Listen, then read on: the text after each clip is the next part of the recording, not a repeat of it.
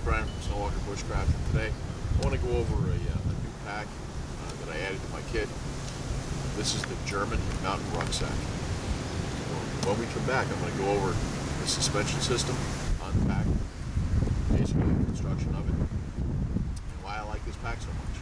So stick with me. So this is the German mountain rucksack.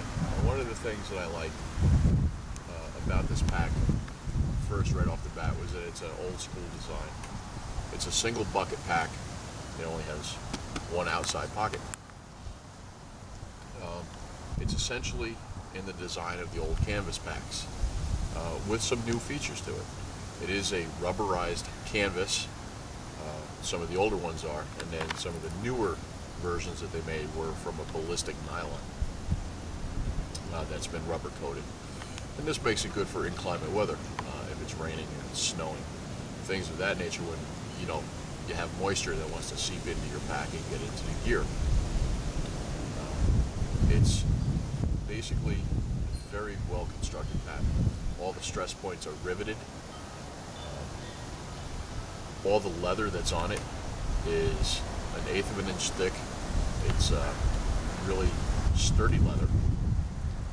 The buckles that are on it are all roller buckles, and you'll see them on canvas packs such as like the Duluth pack or a Frost River pack. Now what I want to go into now is I'd like to show you the suspension system.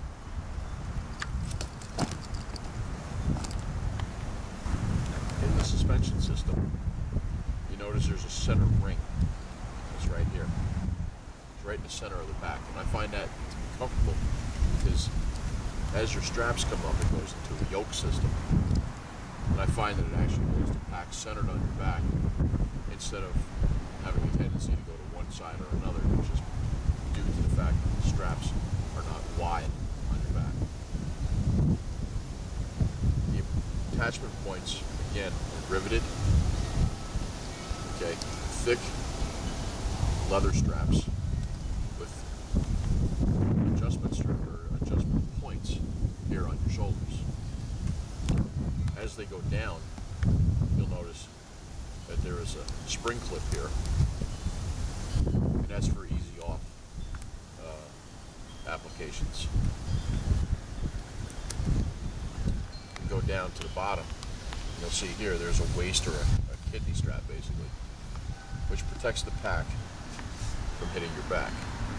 You'll see there's a slight bow in the pack because what there is a very thin aluminum frame on the inside. Not so much like an Alice pack, but it does keep the pack rigid enough so that you can put your things in or get out as you need. The last adjustment point is on the bottom, and you'll see that it's an all leather bottom, okay, to protect it. And then you have two more adjustments here. On the outside of the pack, on the sides, you'll see two attachment points, one at the bottom and one halfway up the middle. The middle attachment point, I think, would be very actually useful is if you want to set up a tump line system. So if you put a heavy load in here and you wanted to add a tump line, it would actually help you out. So let's go into where we would carry some items. Okay, this one outside pocket.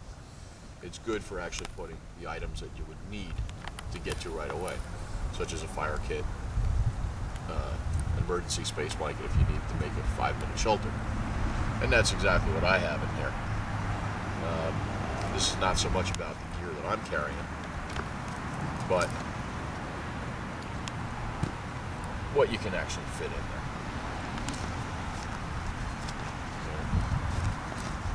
Here's my fire kit. I actually have a bandana, a compass, 4 tent stakes, and the emergency space blanket. And of course you can put anything that you want in that pocket to suit yourself. Now, when we go into the main portion or the main bucket of the pack, you'll see it's a long flap, metal roller buckles again,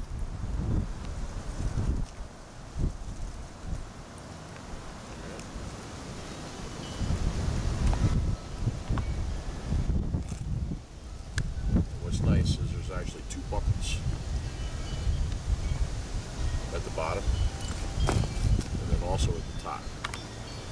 And you can throw in leather straps if you want to hold your blanket up on the top, or again, you can put it underneath the flap. In here, there's a cinch. Tighten up your pack. And a nice feature that is with this is that you have a top portion that will actually turn the bucket into a dry bag. So you can tie that off. It's pretty much protecting the gear that's on the inside.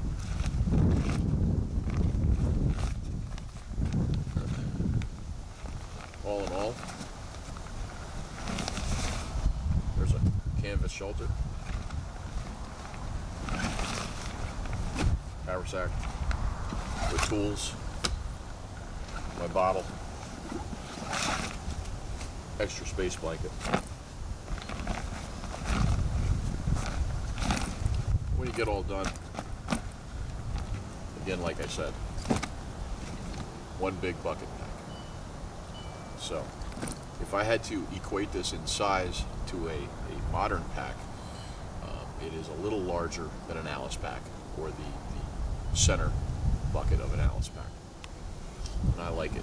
This is actually going to be now my preferred pack for bushcrafting. I'm going out on little day trips. I do have a larger pack, and that would be denoted for larger gear, especially at winter loadout. And I'll go through that again on another video. But you can pick these up. I've seen them as cheap as $30. That's what I paid for this one. And I actually really like the pack a lot. So again, this is the German mountain rucksack. I'm Brian from Snowwalker Bushcraft, and thank you for your reviews and thank you for your comments. Until the next one.